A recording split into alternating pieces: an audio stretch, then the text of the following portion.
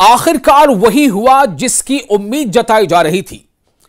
Donald Trump का रुख और यूके का अपना ऐलान, ये तमाम चीजें मिलकर नेतन्याहू के लिए किसी रात के बुरे ख्वाब से कम नहीं है।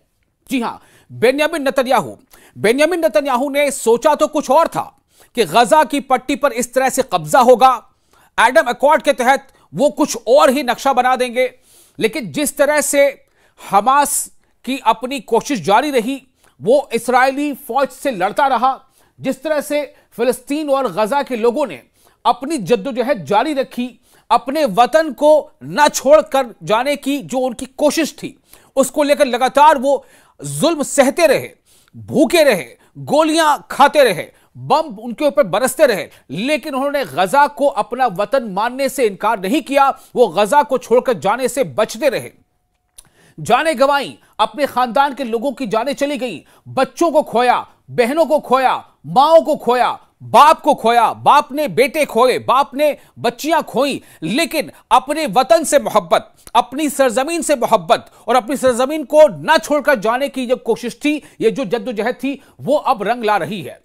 और अब आलम यह है कि जिस सऊदी अरब के बारे में हम ये सोच रहे थे, दुनिया ये सोच रही थी कि सऊदी अरब इस मामले पर आखिर अलग थलग क्यों है, क्यों सऊदी अरब दर पर्दा इसराइल की हिमायत कर रहा है, सवाल ये हो रहे थे। लेकिन जो बड़ी बात है वो ये है कि खुद सऊदी अरब और फ्रांस के प्रपोजल पर, इनकी पहल पर अब दुनिया के एक बड़े लेवल पर जो अब कॉन्फ्रेंसेस हो रही है, उस पर लगभग कई ममालिक ने, जिसमें खुद ब्रिटेन का भी नाम शामिल है, ब्राजील का नाम शामिल है और माल्टा, कई ऐसे ममालिक हैं जिन्होंने कह दिया है कि फिलिस्तीन को रियासत तस्लीम करना ही होगा। यानी 2 स्टेट थ्योरी जो है उसे नाफिजुल अमल होना चाहिए। इजराइल एक अलग स्टेट, एक अलग मुल्क, और फिलिस्तीन भी एक अलग स्टेट, अलग मुल्क। यह कहीं ना कहीं बहुत बड़ी कामयाबी है और इस कामयाबी के पीछे एक बड़ा जो हम कह सकते हैं फैक्टर और जो बड़ी वजह है, वो अब ऐसा लग रहा है कि सऊदी अरब है।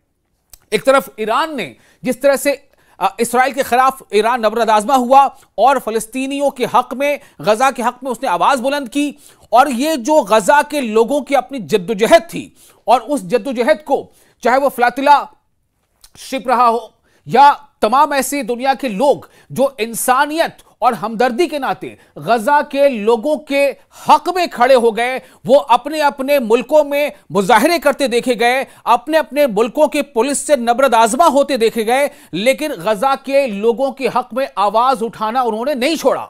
और इसी का नतीजा है कि कई मुल्कों ने इस्राइल पर अब यह दबाव और ज्यादा तेज कर दिया है। वजारत खारजा के तर्जुमान गो जियाकोन, जी हां, मैं किसकी बात कर रहा हूं, चीन की वजारत खारजा के तर्जुमान गो जियाकोन ने भी बीजिंग में एक प्रेस ब्रीफिंग में कहा कि 2 रियासती हल ही, यानी 2 स्टेट थ्योरी, 2 रियासती हल ही फिलिस्तीन के मसले को बुनियादी तौर पर हल करने का वाहिद रास्ता है। उन्होंने यह बयान उस वक्त दिया जब मंगल को अक़वाम मुत्तहिदा की एक कॉन्फ्रेंस में न्यूयॉर्क डिक्लेरेशन के इजरा पर तबसरा करने के लिए कहा गया। चूंकि जो न्यूयॉर्क डिक्लेरेशन है उसमें कई ममालिक के लोगों ने अपनी नुमाइंदगी की है, जो 2 रियासती हल के लिए गैर मुतज़लज़ल हिमायत को यकीनी बनाता है। चीन 2 रियासती हल पर अक़वाम मुत्तहिदा की आला सतही बैनुल अक़वामी कॉन्फ्रेंस की हिमायत करता है और सऊदी अरब और फ्रांस की कोशिशों को सराहता है। यहां पर वही बात सामने आई जो मैंने पहले आपसे कहा था। क्या कहा उन्होंने? जो चीन के जो वजीर खारजा यानी वजारत खारजा की तर्जुमान है, उनका यह कहना था कि चीन 2 रियासती, यानी इजराइल एक अलग स्टेट, फिलिस्तीन अलग स्टेट। इजराइल की कोशिश क्या थी कि फिलिस्तीन को सफ़े हस्ती से एक तरह से खत्म ही कर दिया जाए।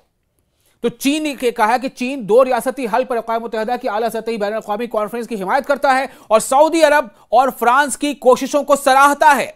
इजलास फिलिस्तीन के मसले पर मजीद बैनुल अक़वामी इत्तेफ़ाक़ राय पैदा करता है, यानी ये जो कॉन्फ्रेंस हो रही है, और 2 रियासती हल के साथ सियासी हल के लिए एक मजबूत पैगाम भेजता है, जिसका चीन ने खैर मकदम किया है। गजा की पट्टी और मगरबी किनारे दोनों में हुक्मरानी को आगे बढ़ाने के लिए फिलिस्तीनियों पर हुकूमत करने के उसूल को बरकरार रखना और उसकी हुकूमत साजी में फिलिस्तीनियों की मदद करना और अमन की हिफाजत के लिए 2 तरफा हल को अपनाना ताउन पर मबनी है, उस पर बेस्ड है और सलामती के लिए पायदार नुक्ते नजर मशरिक़ वुस्ता में देर पा अमन के हुसूल के लिए जरूरी है। ऐसा चीन के तर्जुमान का कहना था। उन्होंने आगे यह भी कहा कि चीन का ख्याल यह है कि फलस्तीन का मसला मशरिक़ वस्ता के मसले का मरकज है। दो रियासती हल यानी टू स्टेट थ्योरी, दो रियासती हल ही मसले फलस्तीन से निकलने का वाहिद रास्ता है। हम गजा में लड़ाई के खात्मे, इंसानी बहरान को कम करने, दो रियासती हल पर अमल दरामद और बिल आखिर जामे, मुनसिफाना और आखिरी हल के लिए आलमी बिरादरी के साथ मिलकर काम करने के लिए तैयार है। सबसे बड़ी बात हमारे सामने यह आ रही है कि सऊदी अरब ने जिस बड़े बड़े पोस्टर ने इजराइल में कई जगहों पर यह माहौल बना दिया था कि सऊदी अरब की मदद से, चूंकि देखिए जितने मुस्लिम मालिक उनमें से सऊदी अरब एक बड़ा अमीर मुल्क है, उसकी काफी जो है अपना एक असर है, तो सऊदी अरब को कहने की कोशिश ये थी कि सऊदी अरब को मनाकर इस्राइल अपने मकासद में कामयाबी हासिल करना चाहता था। लेकिन सऊदी अरब इस बात पर अड़ गया कि जब तक फिलिस्तीन को एक अलग मुल्क, एक स्टेट तस्लीम नहीं किया जाता, तब तक इस्राइल को भी हम एक स्टेट तस्लीम नहीं करेंगे। और सऊदी अरब की यह कोशिश, यह सिफारती कोशिश अब रंग ला रही है और चीन ने भी इसको एडमिट किया कि सऊदी अरब और फ्रांस ने जो कोशिशें की हैं फिलिस्तीन के लिए वो काबिल तारीफ है। अब आपको बताते हैं कि मगरिबी किनारे में हालात कैसे हैं। मगरिबी किनारे के शहर राम अल्लाह में मकामी लोगों ने बुध के रोज बरतानिया के वजीर आजम कीर स्टॉमर के उस ऐलान का खैरमकदम किया कि बरतानिया फिलिस्तीन रियासत को तस्लीम कर सकता है। और उन्होंने यानी कि बरतानिया ने बाकायदा ऐलान कर दिया कि सितंबर में हम यानी ब्रिटेन ने कहा कि सितंबर में हम फिलिस्तीन को एक अलग रियासत के तौर पर तस्लीम कर लेंगे। इसका रमल्ला में खासतौर से फिलिस्तीनियों ने इस ऐलान का, यानी ब्रिटेन के इस ऐलान का खैरमकदम किया है। स्टॉमर ने मंगल को कहा कि बरतानिया सितंबर में फिलिस्तीनी रियासत को तस्लीम कर लेगा जब तक कि इस्राइल गजा में जंग बंदी पर राजी नहीं होता, अक़वाम मुत्तहिदा को इमदाद पहुंचाने की इजाजत नहीं देता और तवील मुद्दती अमन के लिए दीगर इक़दाम उठाता है।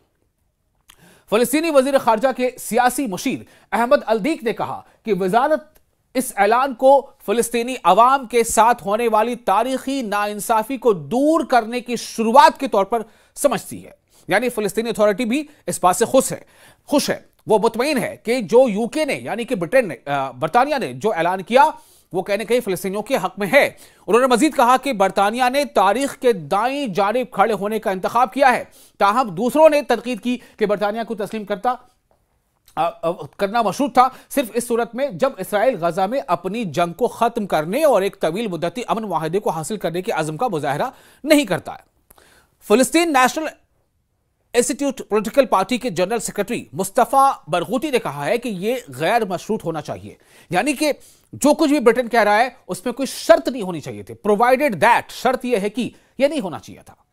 आप अगर फिलिस्तीन को चाहते हैं कि वो एक मुख्तलिफ और एक सेपरेट थ्योरी स्टेट है तो आप इस बात को सीधे सीधे कहिए। बहरहाल हालात अब ऐसे बन रहे हैं, जो अलग अलग ममालिक का जो अब इस पर रवैया है वो काफी कुछ बदल चुका है। अब फिलिस्तीन के हक में आवाजें बुलंद हो रही हैं और इसका सिला जाता है फिलिस्तीन के लोगों को, फिलिस्तीन के उन जद्दोजहद कारों को जो वहां लगातार जद्दोजहद कर रहे हैं, अपनी जानों को खतरे में डालते हुए भी दुनिया तक यह पैगाम पहुंचा रहे हैं, चाहे सोशल मीडिया के जरिए से, चाहे जैसे भी हो, कि हम गजा के शहरी हैं, हम अपनी जमीन, अपना घर, अपना वतन छोड़कर कहीं और नहीं जाने वाले, जैसा कि दुश्मन देश हमें चाहता है कि हम चले जाएं।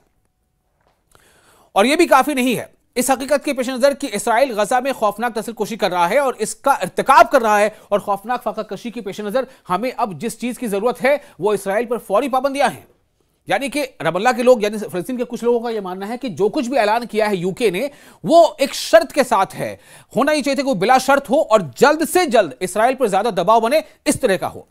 रामल्लाह की सड़कों पर एक रिहायशी ने कहा कि बरतानिया की तरफ से फिलिस्तीनी रियासत को तस्लीम करने को एहसान के तौर पर नहीं देखा जाना चाहिए। रमल्ला के रिहायशी सना जगा ने कहा है कि यह बरतानिया की तरफ से हमारा हक है। स्टॉमर जो इस मामले पर बढ़ते हुए घरेलू दबाव में है, क्योंकि गजा में भूख के मनाजर बहुत से बरतानियों को खौफजदा कर रहे हैं और उन्होंने वहां की सूरत हाल पर तबादला ख्याल के लिए मौसम गर्मा में काबीना का एक नादिर इजलास भी बुलाया है। यह पीर के रोज स्कॉटलैंड में होने वाली मुलाकात के दौरान सदर डोनाल्ड ट्रंप के साथ बहरान पर बातचीत के बाद सामने आया। ट्रंप ने पीर के रोज सहाफियों को बताया कि उन्हें स्टॉमर के फिलिस्तीनी रियासत के बारे में मकाम लेने, यानी स्टैंड लेने पर कोई इतराज नहीं है। ट्रंप ने भी कुछ ऐसे इशारे दिए हैं, ट्रंप ने भी कुछ ऐसी बातें कही हैं। नेतन्याहू को कहा है कि यह स्टार्वेशन क्या है, कैसा है, इसे रुकना चाहिए। मंगल को अमेरिका वापसी की परवाज पर ट्रंप ने कहा कि दोनों ने कभी भी बरतानिया की तरफ से मुमकिन तौर पर फिलिस्तीनी रियासत को तस्लीम करने पर बात नहीं की। अब आपको बताते हैं कि दरअसल यह सब कुछ क्यों हो रहा है। यह इसलिए हो रहा है कि आलमी सतह पर हर अलग अलग मुल्क के जो लोग हैं, जिन्हें हम कहते हैं द पीपल, लोग, आम लोग, उन्होंने इस बात को समझा कि किस तरह से तारीख की बदतरीन बर्बरियत, तारीख की बदतरीन जुल्म और ज्यादती इसराइल कर रहा है, जब वो लोगों को एक तरह से घेराबंदी में लेकर उन्हें घेर कर उनके ऊपर बम बरसा रहा है, उन पर गोलियां चला रहा है। और जब वो लोग एड्स लेने के लिए या फूड कलेक्ट करने के लिए एड सेंटर्स पर या फूड सेंटर पर जाते हैं तो उन पर भी गोलियां चलाई जाती हैं। और वहां से जो मनाजिर सामने आए हैं, जो तस्वीरें सामने आती रही हैं, जो सोशल मीडिया के जरिए दुनिया के कई हिस्सों तक जा रही है, जिसमें नंगे भूखे बच्चों की तस्वीरें हैं जो बिल्कुल एक हड्डियों का ढांचा बन चुके हैं, उनके जिस्म बोसीदा हो गए हैं, उनके जिस्म में जान नहीं बची है। इसने लोगों को, हसास लोगों को मुतहर्रिक कर दिया।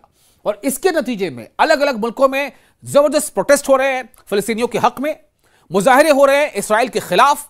और इसकी वजह कर कई मुल्कों की जो हुकूमतें हैं उन पर एक दबाव है।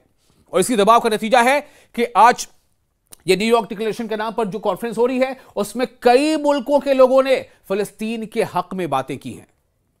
फ्रांस के साथ बरतानवी तस्लीम बड़ी हद तक अलामती होगी, यानी एक तरफ फ्रांस भी ये मान रहा है, बरतानिया भी ये मान रहा है, लेकिन ये इसराइल के खिलाफ वसीतर यूरोपीय और आलमी तब्दीली का हिस्सा है और तनाज़े के खात्मे के लिए सिफारती दबाव बढ़ा सकता है। तो ये एक बदलता हुआ रुझान है जो फिलिस्तीनियों के हक में है। अब आगे बताते हैं कि फिलहाल वहां पर क्या हालात हैं, फिलिस्तीन में हालात दरअसल हैं कैसे। फिलिस्तीन में अभी एयर ड्रॉप्स जारी हैं, यानी कि आसमान से, तैयारे के जरिए से आसमान से कुछ गिराना। क्या गिराना? Food packets, medicine, kits. तो एनक्लेव में जो पूरा जो एरिया है जहां पर अभी एक तरह से हिसार में, यानी कि बाड़े बंदी करके वहां तकरीबन 2 मिलियन लोगों को वहां रखा हुआ है, उन्हें खाने पीने की किल्लत है। चूंकि जो फूड ट्रक्स हैं, 8 ट्रक्स, उन्हें सरहद पर रोका हुआ है इसराइल ने, उन्हें फिलिस्तीन में अंदर आने की इजाजत नहीं है। तो एनक्लेव में भूख के बढ़ते हुए बहरान पर बढ़ते हुए दबाव के दरमियान बुध को भी कुछ तैयारों के जरिए गजा की पट्टी पर इंसानी इमदाद की तरसील जारी रही और कुछ फूड एड्स ट्रक्स भी वहां पर, कुछ यानी जो बहुत कम है तादाद में, जो 5 से 6% ही हैं, उनको भी एंट्री दी गई है।